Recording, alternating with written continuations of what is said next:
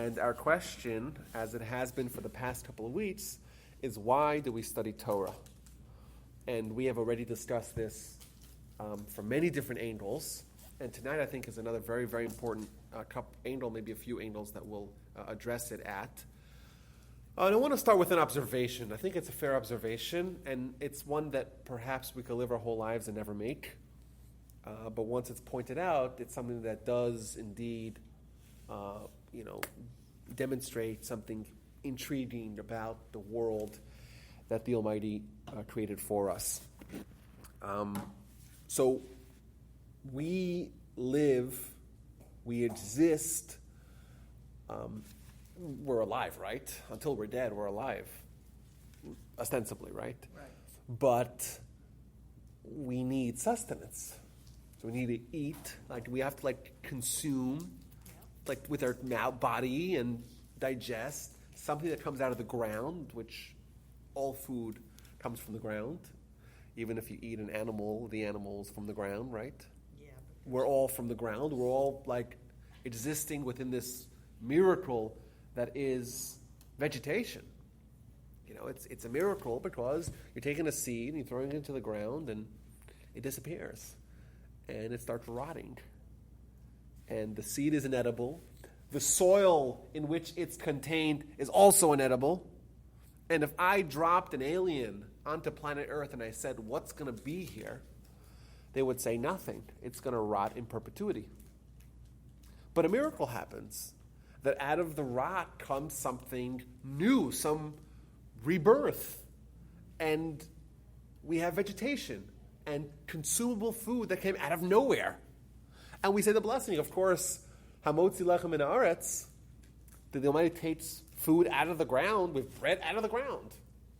And you might ask the question, wait a minute, we don't get bread out of the ground, we get wheat out of the ground, and we turn the wheat into bread. Yes, but there's sustenance that comes almost out of nowhere, and it's just a gift that the Almighty gives us. And we need that to live. So we're not really living, on this kind of horizontal plane that we're alive till we're dead. We're dependent, and then we get food. We get a new resurgency of energy, and we can continue living. We need to eat, we need to drink, and bizarrely, we need to sleep. Of course, we've slept every day of maybe most days of our lives. For doctors, maybe they go 24, 60, 36 hours without sleeping, but we all need to sleep. It's not possible to live without sleeping, right? And it's the Almighty's telling us, okay, you're so mighty, you're human, you're going to have to stop, and you're going to be comatose, horizontally, totally at the mercy of anything that comes after you, every single day. And it's just this bizarre reality that we're not even used to even analyzing. And we see this again and again. And, if you want to break it down to a further, more molecular level, you'll know, the doctor will tell us, that even within your body, everything is being discarded and recreated. All your cells that you have today are not the same cells you were born with. Well, with the exception of your brain cells. We'll get to that in a second. But all your cells have been recycled out multiple times. If you take a human and examine him on a molecular level, and you make a note of every single cell and every single subatomic particle within him, and then you take that same human 7 years later, it looks exactly the same, right? We age a little bit, got a few wrinkles, but you're the same. That's what you look like, right? But you're not. On a molecular level, you're entirely different. You're a different human, different body. Because every cell, with the exception of brain cells, has been filtered out and replaced with new ones. And that's just this ongoing, like we said, it's this ongoing sustenance of change and injection of nourishment that we need to live.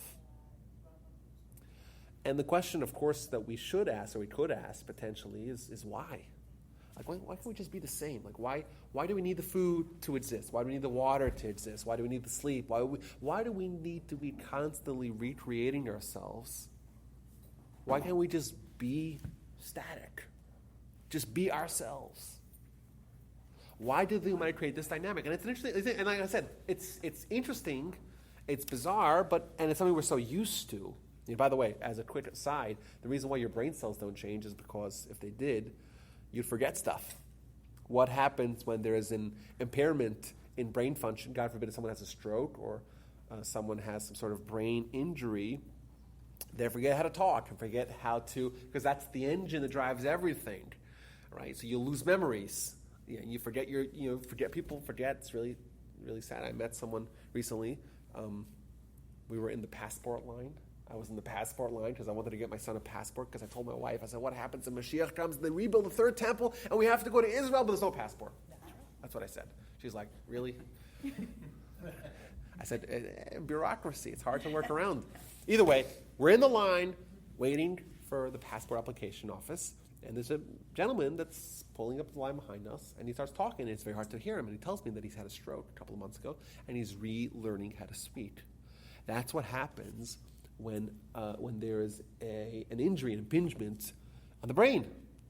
The vital functions that we need to live are affected. So if the Almighty created the world, created the human body in a way that the brain cells, like all the other cells, filtered out and were recycled for new ones, suddenly you wouldn't have any memories. And you have to reteach your brain everything, and that would be suboptimal. And it's just wonderful. One of those wonderful things that the Almighty did for us just because He loves us and because He wants the world to function. Well, He should have been a little better to the elderly because they forget things all the time. Which is another good question. Why is there a gradual... And if you think about it this way, I'll turn the tables on you. What if people didn't get old and they just died in the middle of their vibrancy? Wouldn't that be ever more tragic? So I'm going to flip it around. I'm going to say that's one of the blessings that the Almighty gives us, is that we don't just die suddenly. That's much more tragic than someone who's kind of had their peak and starts receding. Not even talking about somebody who's 80 or 90. What about people who are 65 or 75 who are forgetting things all the time? Or 55? Well, I'm saying that's... To give you a break, No, but that's... See, that's a good question, because... That's not. You're not referring to an isolated incident or an isolated phenomenon. It's common, and it's not only by elderly; it's by young people. Young people, God forbid, that are born with deformalities or that suffer pain, and that's a good question. And people that are not born with abnormalities. True, or develop them. People get cancer, right? I mean, a lot of bad things happen, or what we perceive as bad things happen, and like the point that we're bringing up now, those two are supposed to be lessons. We live in a world, and I'm jumping to the answer here, but we live in a world where there's a function, there's a goal, there's purpose, and that purpose is manifested in the form of choices, of free will choices. Everything that we have, everything that transpires, every consequence, every circumstances of our lives is because the Almighty is creating an arena for decisions. Right? Something bad happens, you could go both ways with that. That's an opportunity for a decision.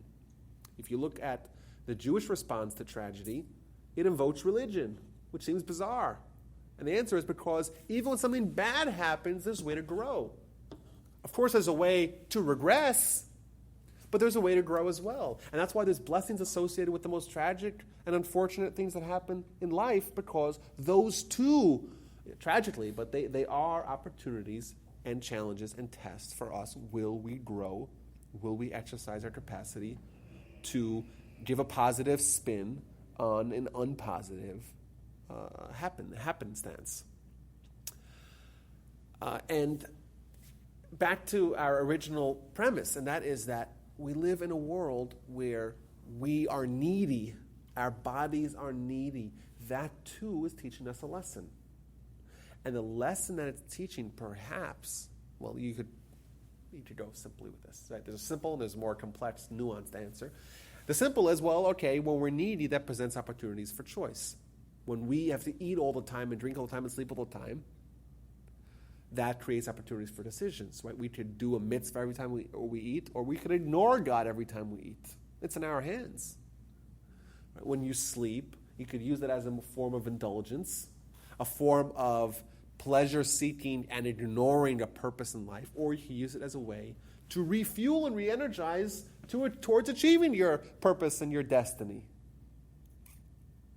But there's a little bit of a nuanced approach, which is what I wanted to get to in the context of our discussion tonight. And that is, we have an existence, an iteration of ourselves, our body, that every aspect of its existence is in constant need of nourishment. You don't eat, you suffer. Your stomach groans. You don't eat longer, it starts to impair your functionality. You don't eat longer, and it impacts how you look. You don't eat longer, you get really sick. And your body starts shutting down, right? That's what happens. Your body needs it. It needs it. Your organs won't function if it doesn't have the fuel. If you don't have the water, the same thing. You don't sleep, also. Question. Dumb question. No dumb questions. Oxygen, air. Exactly. We have to breathe every day. But what does the Talmud say about that? It's not a dumb question at all. It's a very intelligent question. The Talmud says, every time we breathe, we thank God, or we should thank God. Right? The word neshama and nishima are similar because maybe they there is a correlation between breath and soul. Even a single breath could be an opportunity to thank God and to not take it for granted. And that we need all the time. And it's another great example. It's not just you need to eat every 4 or 5 hours. You need to breathe every 4 or 5 seconds, right? Yeah. And that's your point. Like you said, we are so dependent. Our body doesn't work. It doesn't continue. It doesn't have a true existence unless it's being nourished constantly. And a lesson perhaps we could draw from that is that our soul, our forgotten other half, the iteration of ourself that exists beyond this world, that too functions the same way.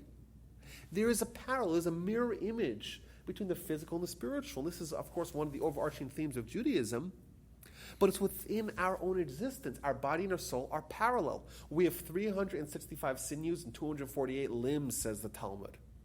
Corresponding to that, we have 248 positive mitzvahs and 365 negative mitzvahs. Do you know why? Because we have a spiritual body, so to speak, that too is comprised of 248 plus 365, and the nourishment of each one of those spiritual organs is fulfilled by the mitzvahs. I don't know if I said that too quickly. Does that make sense?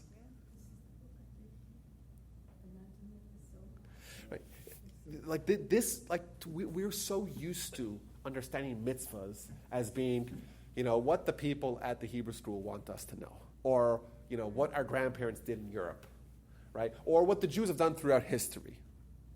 What mitzvahs really are is nourishment to our other existence. It's food for our soul. It's oxygen for our soul. It's water that we need to survive, to just continually exist. And you don't eat because your grandfather ate. No one said, my grandparents in Europe, they used to eat breakfast. We'll do breakfast as well. Do people do that? No, you eat because you need to eat. It's vital to your continued existence. But somehow we don't realize that Torah and mitzvahs are breakfast, lunch, and supper, and oxygen and water, sustenance for our life. And the reason why this is a critical point, the reason why is because we don't have a sensory link with our soul. What happens if you take a day off of eating? Exactly. You have the Almighty placed within us receptors, or I guess antennae of we feel it, right? We're in a sensory way. We're linked to our body and its agenda and its needs. What would deprivation? Is that, and you don't have it, you feel it, right? When you don't sleep, you're tired. When you don't drink, you're thirsty. What would happen? What would happen if we didn't feel hunger, didn't feel thirst, didn't feel the need to sleep? What would happen to us? We would die. We would die.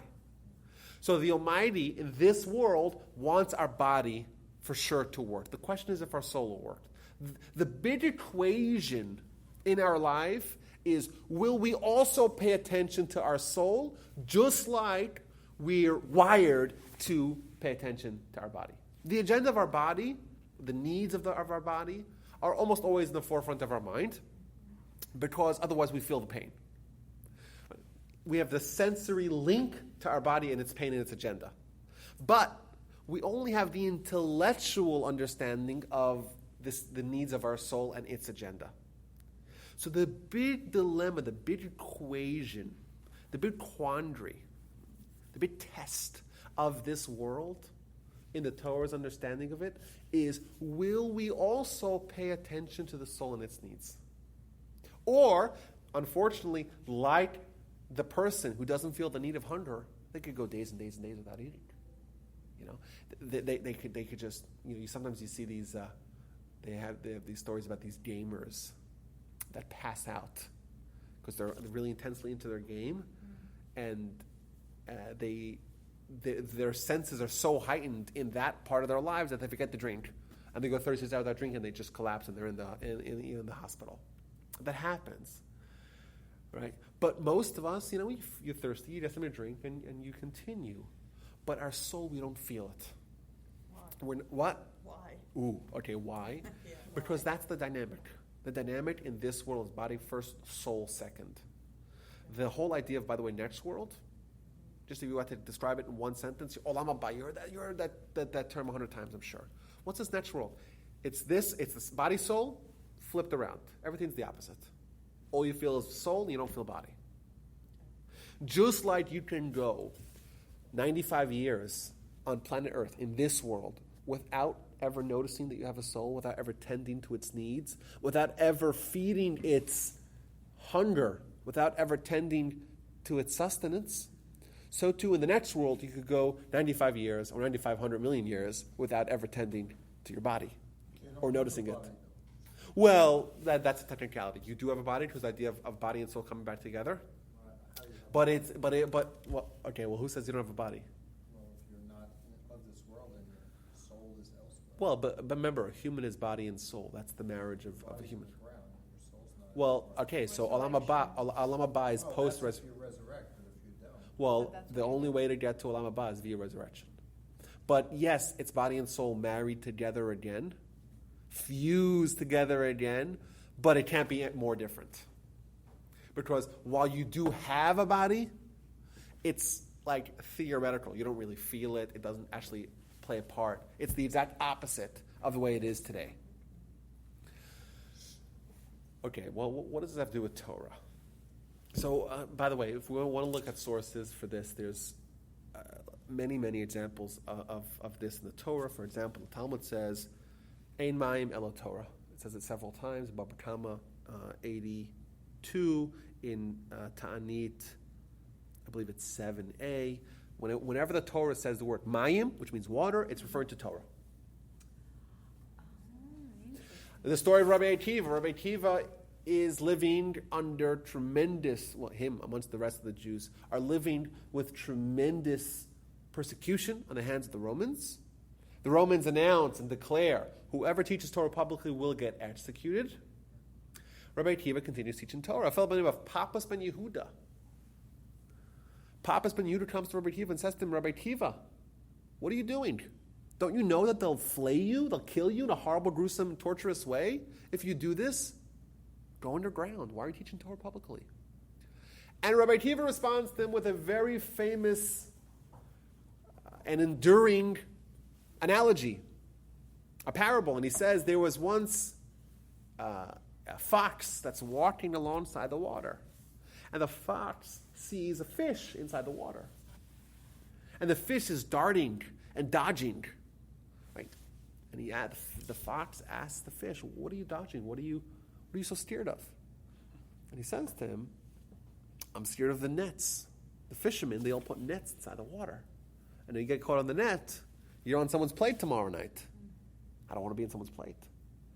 So the fox says to the fish, let me tell you what you do. Come on ground. There's no nets over here. You don't have anything to worry about. So the fish responds to the fox, you're the most clever of animals. Everyone knows the fox is allegedly the most clever. You're a fool.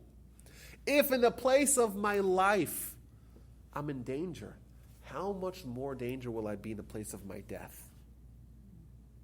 Says Rabbi Akiva, he says the Torah is life for the Jewish people. It's oxygen, like you said. The fish only has oxygen when it's in the water. Jews only have oxygen when they're submerged in Torah.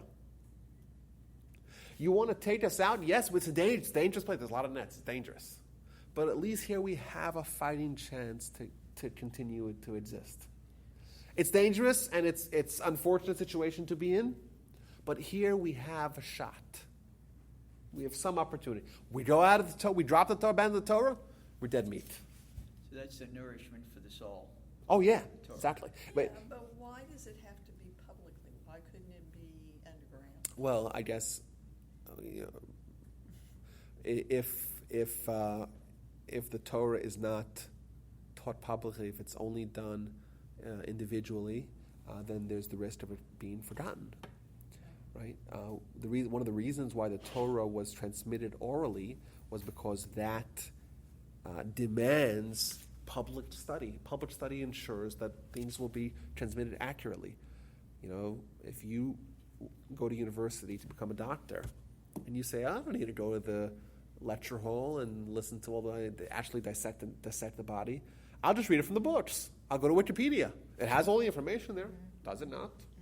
Well, maybe it doesn't, but it might have. You get a textbook. I'll read the whole textbook. I'm good to go. Yeah, no, you're not. Because when you're on your own, who knows how you're understanding it. When you teach Torah publicly, there's the benefit, of course, of the vocal inflection, of course, but the environment is a dynamic environment where Torah is transmitted accurately. We don't have that. We're in deep danger. There's actually a verse in the Torah, a verse in Deuteronomy, when it's talking about manna, the mun, and it says that the lesson of the mun is that tilo al halechem levado yichya ha'adam. Not on bread alone does man sustain himself. Rather, they also need the word of God. What it's telling us, the deep lesson over there, is that food is a lesson for us to the other kind of food, to the spiritual nourishment that the word of God, the spiritual nourishment that we need just as much, if not more, than a physical nourishment. But unfortunately, we tend to ignore. Torah is great for it gives us life, declares the Mishnah in Pirkei Avos. It's life-giving, like bread, like water, and like the existence that we have in this world. So what would happen if we lost our appetite? What would happen to the world? Who would live? Who would die? Just the hungry. No, you don't feel hunger. Imagine we didn't feel Already hunger. said who would live and who would die. No, you're still going to die if you don't eat. Well, you could still eat, but there's no hunger. Okay.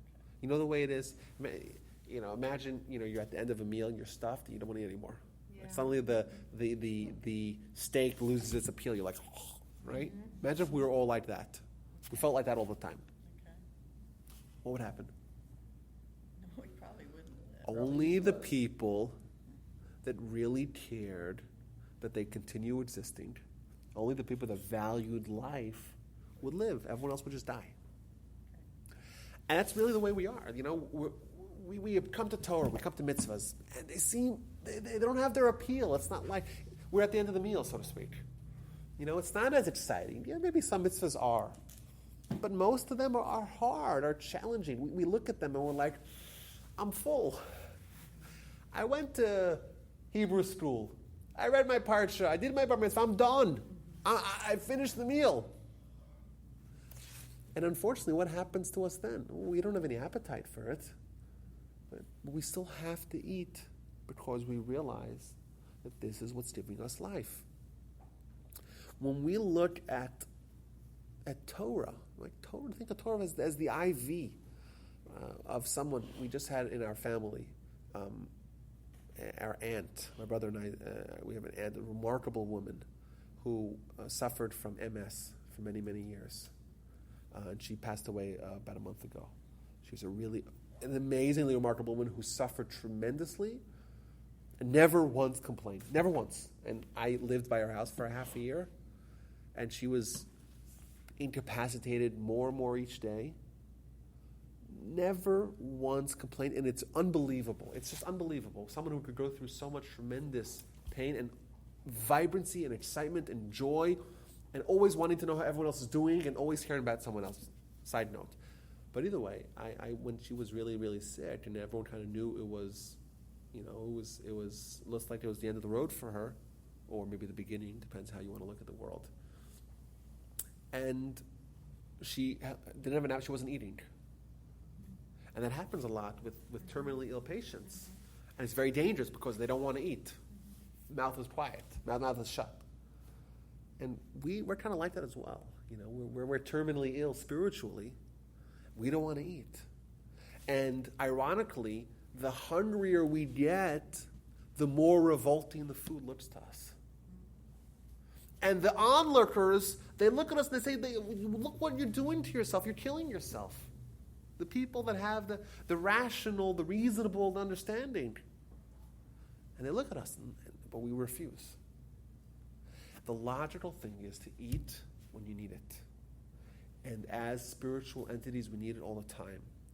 And, I think we could say, and I'm going to take this a different angle, in continuation of your point, but one of the reasons why we study Torah is because we need to live. And if I were to ask you, why do you eat?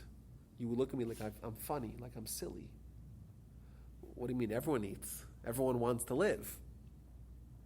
And the only reason why that question is funny and maybe seems bizarre is because we're constructed in a way that we don't realize we're hungry. So, if I asked you, why do you eat?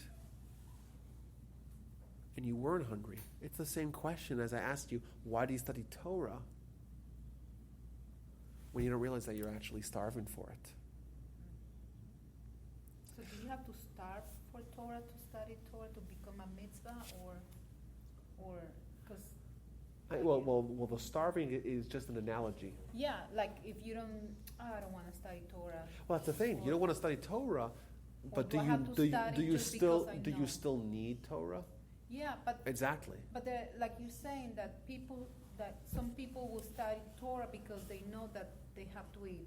In other words. Well, that's the righteous. But not because they want to study. Well, that's the thing. So you'd start developing an appetite. Yeah. That's what happens. Well, the way the Almighty constructs it is that as you study more, you're feeding your soul. You feed your soul more and more, and it becomes a bigger factor in your life. So you start being connected to your soul more and more. And what actually happens is that, like we said, the tables get turned. Once you develop an appetite, well, it's like an acquired taste, right? You try to drink coffee the first time, as a, what do they call it? Someone who needs caffeine every day to smile. A lot of people are like that. The first time you tasted coffee, it was like, what are people so obsessed about, right? But you develop a taste for it. And perhaps we could say the first time you study Torah, you're like, this seems very challenging. What's the lesson? Why is it relevant? Those are good questions. But those are questions of someone who's never, you haven't acquired the taste. Once you acquire the taste, you start to like it. Once you start to like it, you start to need it. Yeah. And it's possible for people to, you wake up in the morning and you have like a headache because you haven't had your coffee. And sometimes you go to sleep at night and you kind of have this bad feeling because you haven't studied Torah that day. Yeah. And the more you become connected, to Torah, the more you become dependent upon it, just like your body is dependent on food and water, and in our case, coffee and sleep. So how does that need actually in a typical day in the life? How does it manifest itself, and how do you so what's really nice and neat about that is that the Torah is designed, it's a diet that's designed for people who don't know they're hungry. So if we look at a Torah day and how it compares to a secular day, a mundane day, a Torah day is bookended and replete with mitzvahs. You wake up in the morning, the first thing you're supposed to do, you say Moda Ani. You have a touch point with faith. The next thing you do, you wash your hands. Every time you go to the bathroom, you make a blessing. Every food you eat, you make a blessing. You pray in the morning, you pray in the afternoon, pray at night.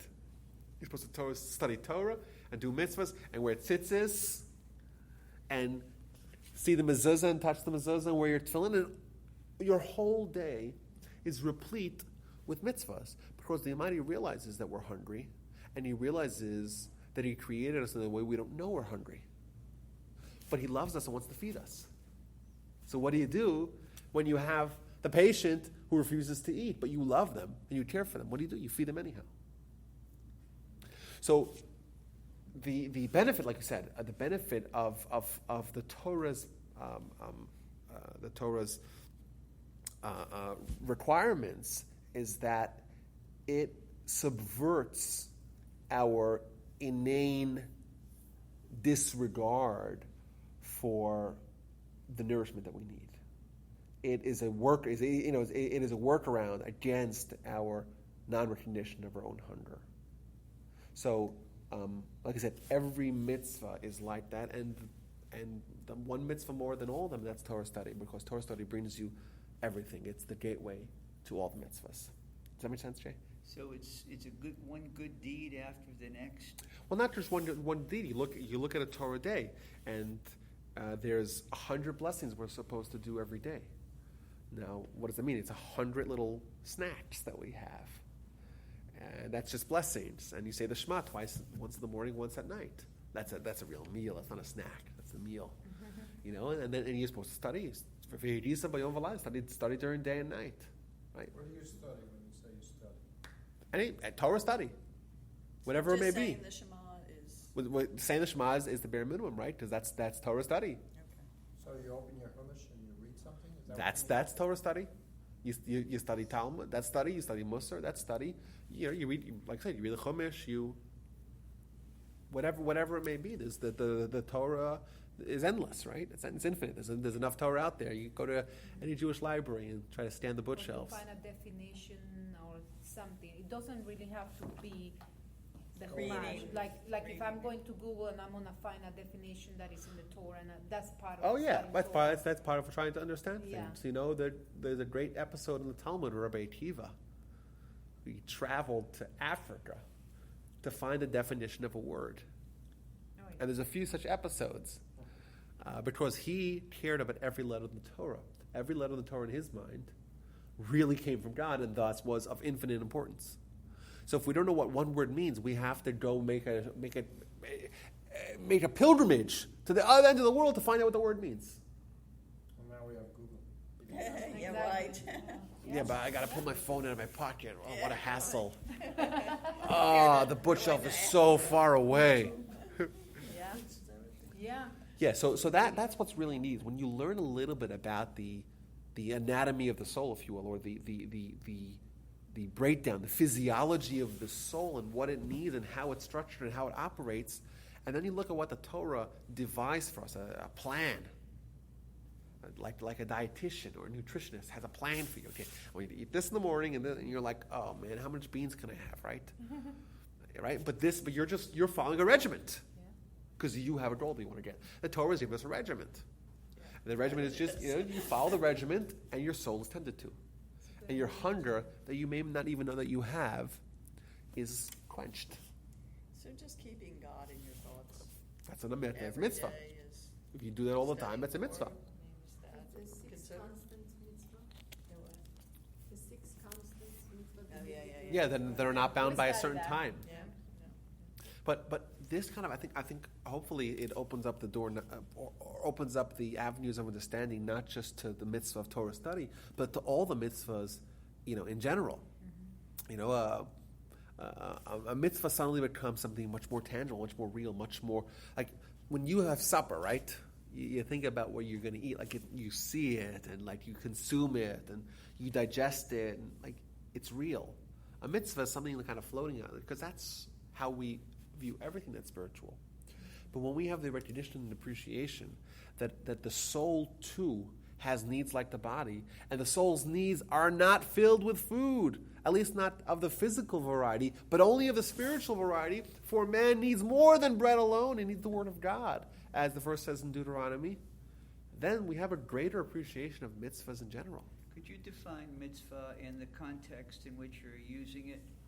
Yeah, mitzvah is instruction or commandment. It's any one of the activities that the Torah encourages us to do, or commands us to do, or the activities that the Torah commands us to refrain from doing. So any one of that would be a mitzvah. But in our analogy, we would say that the Almighty is this master dietitian, nutritionist who wants us to really be healthy and well, and every food that he encourages us to eat all the time or at certain specific times are foods that are mitzvahs that we need to do. Conversely, he says avoid this, avoid that. Don't have too much carbs, or don't have too much this, or don't have too much salt or sodium or whatnot. And that would be things that we would avoid. That is the formula to life. So if you want a book about what mitzvahs are, I would encourage you to get a copy of the book called The Concise Book of Mitzvahs, which really runs through all the hundreds of mitzvahs. And Mitzvahs for dummies? No, it's not mitzvahs for dummies. That's cute. It's not mitzvahs for dummies. It's mitzvahs in one sitting. If you want to just have a picture of all the mitzvahs, and kind of there's two ways to study, right? You can study a lot in a very short amount of time, or you can spend a lot of time on a very narrow, and kind of go vertically, go deep. Every mitzvah is a whole world. Every mitzvah in itself could build something. I would say, just to go back to that same, that same motif that we started with. Think about a stem cell, right? Mm-hmm. What's unique about stem cells is that they're cells that can be turned into any kind of cell. Mitzvahs are also stem cells, wherein within one mitzvah you could find meaning for every part of your life. So like there's the 613 mitzvahs, and then there's one. And both of those are ways to really, perfect your soul, or to really tend to your soul. Now, I'm not saying one to the exclusion of others, but one vertically, you could build your spiritual world out of one mitzvah. When I'm not, just to be clear, I'm not saying to do one mitzvah and to ignore the rest of the mitzvahs. Well, my mitzvah, Rabbi, is to make a fence around my roof. I observe that tenaciously, and that only. Of course not. But every mitzvah contains within it, it's a stem cell. It has, if you probe deeply into it, you could build out of it a worldview. You could build out of a spiritual ecosystem. And hopefully this gives us a great appreciation of mitzvahs in general, and particularly about Torah study. We study Torah because we need to live. It's not optional. No one asks me why we have breakfast. We don't just do it because our dads did it. Dad did it, and that's what we were taught. And this brings us to the next point. A little bit of a continuation, but a little bit from a different angle. What happens when we get to Olam Haba? What happens when we live in a world where we have body and soul, but the relationship between the two, and certainly the way we feel towards the two, are exactly inverted from the way they are today? It's an upside-down world.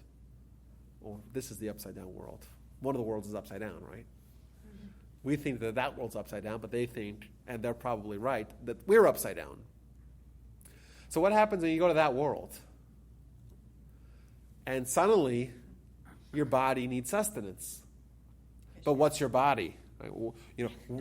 Who are you really? Right? What's the dominant factor of your life? Yourself. It's your soul. Your And mitzvah bank. what feeds it then? Your mitzvah bank. Your mitzvah bank, that's right. So when we do a mitzvah, think about it this way. You do a mitzvah here today. You don't see any tangible benefit.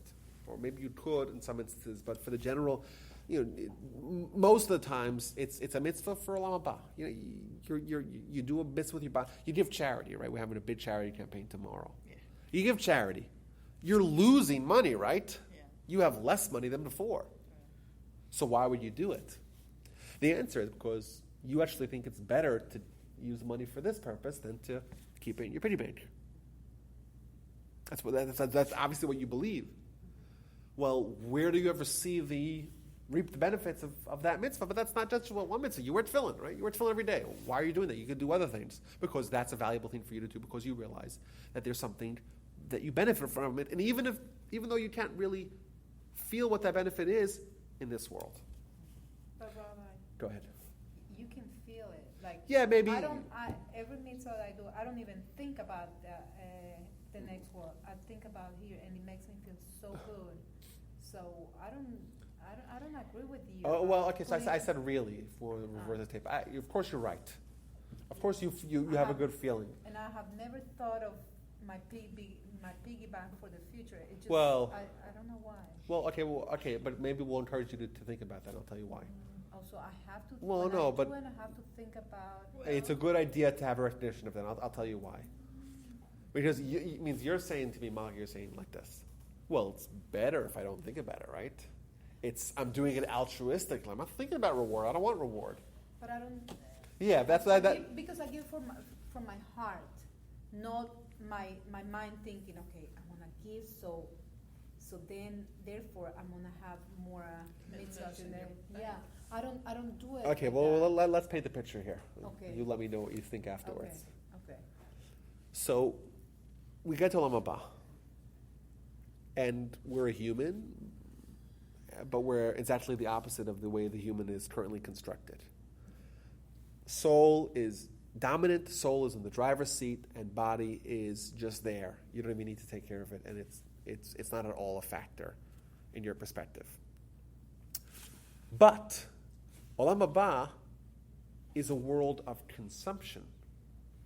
How do you feed your, let's do, your quotation marks, your body, but which is really your soul then, right? What's the vegetation? Like, how do you sustain yourself then? The answer is you cannot sustain yourself then unless you prepare now. The Talmud says in a book of Avodah Zarah like this. This is a very deep insight. And it's one of those insights that the more you think about it, the more it makes sense and the more wonderful it is.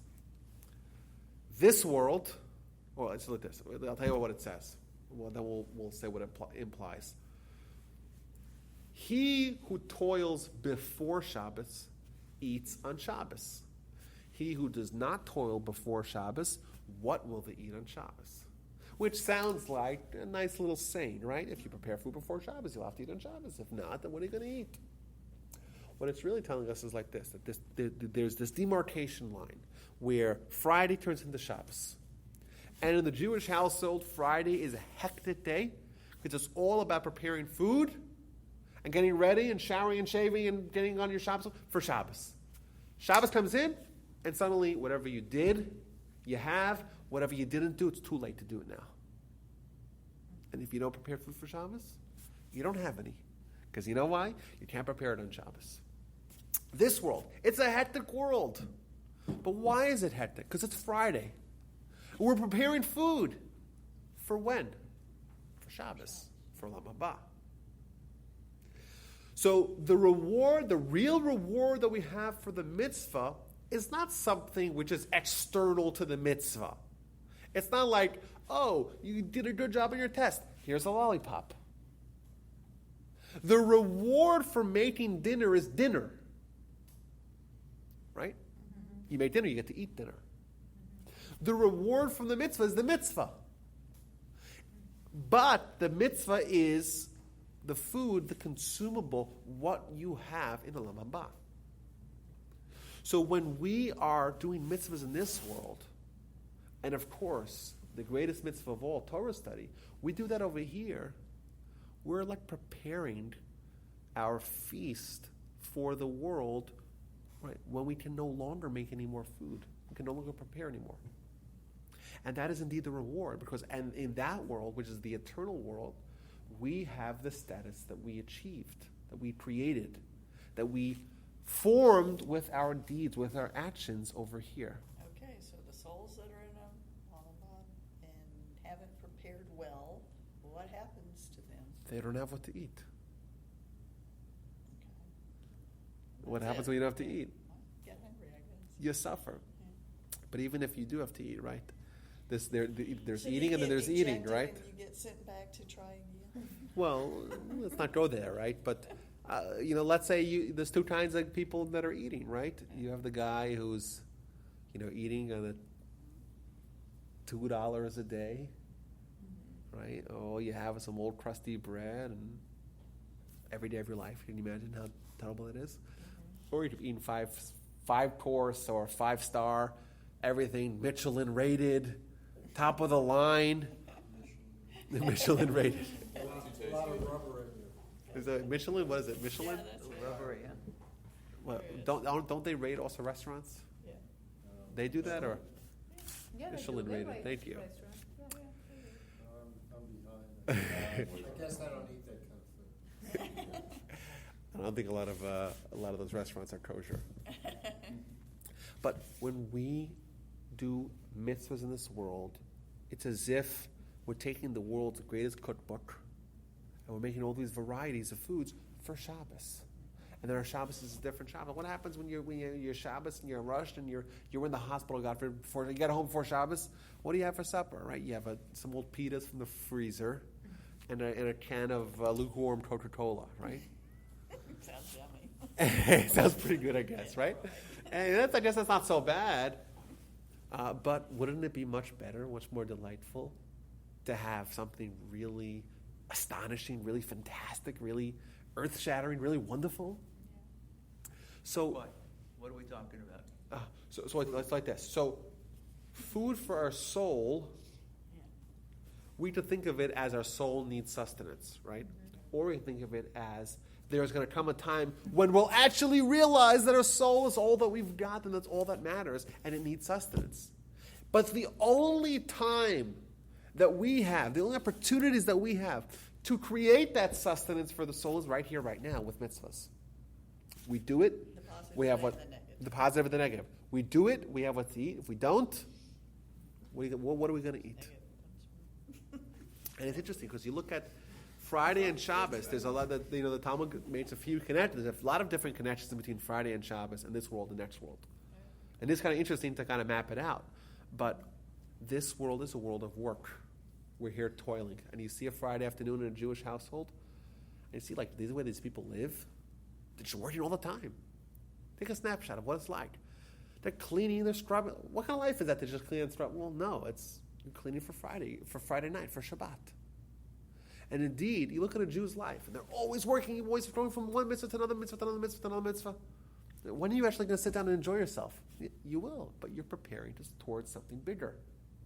And your mitzvahs that you're doing now is indeed something that you will be able to enjoy in but a little bit short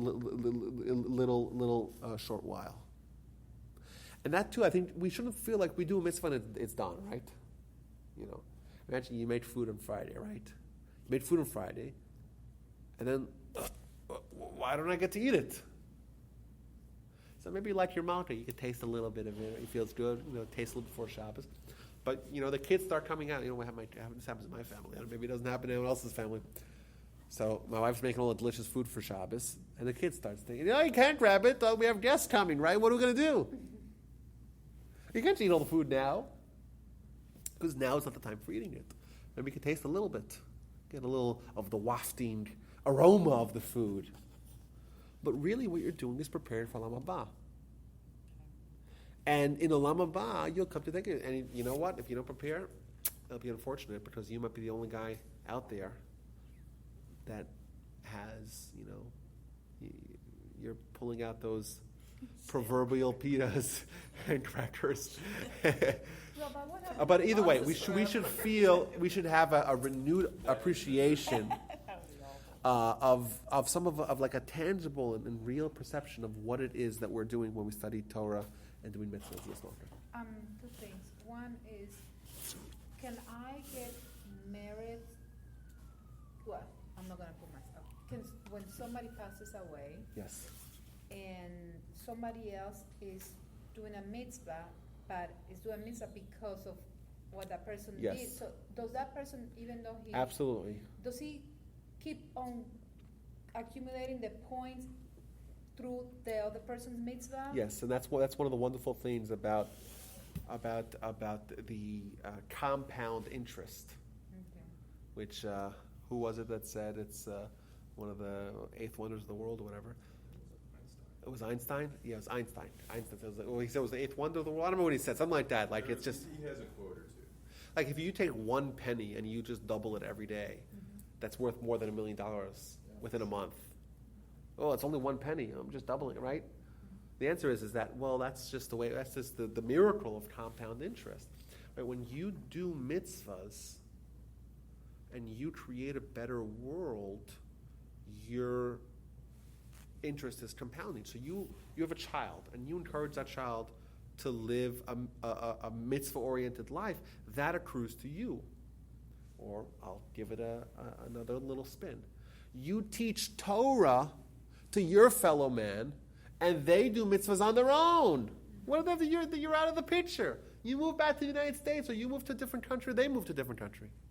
But you got them started, you kick-started them, that accrues back to you as well. And I'll take it even further, just because of the upcoming campaign. You support the teaching of Torah in the outskirts of town, and there's somebody in this planet, and is in this country, 45 miles away, that's inspired by the organization to whom you gave a donation. You never met that guy, but their Torah study and their continued engrossment in that world goes back to you because you contributed to that. So it's possible for it to just go on and on. Someone has 10 kids and they have 10 kids and they have 10 kids. There's 1,000 people in the world that are doing mitzvahs, and all that comes back to you because of those initial efforts. And you say, oh, my kids are such a hassle. Rabbi, you have 5 kids. How many more do you need? Pyramid effect. Yeah, exactly. And it just goes on and on and on. How many kids do you really need? Really, really? When are you going to stop? Someone asked me that question recently. Never Ann, what's your answer? No, well, he didn't ask it. He didn't ask it that way. He asked it in a very nice way. Someone asked my brother that question, Yeah. and he said, someone asked him, when are you going to stop having children? So he said, when I hit 6 million. Hit what? 6 million. 6 million. That's what he said. And when is that coming? It is, isn't it? I think we're there. No, he said when he hit 6 million. He hit 6 million. Which, by the way, it's not so crazy because if you actually have 7 children, and those 7 children have 7 children, and those 7 children have 7 children, after 8 generations, you're almost at 6 million people. When Descendants. you Parents go said back they're in your 40. family, how many millions do you have?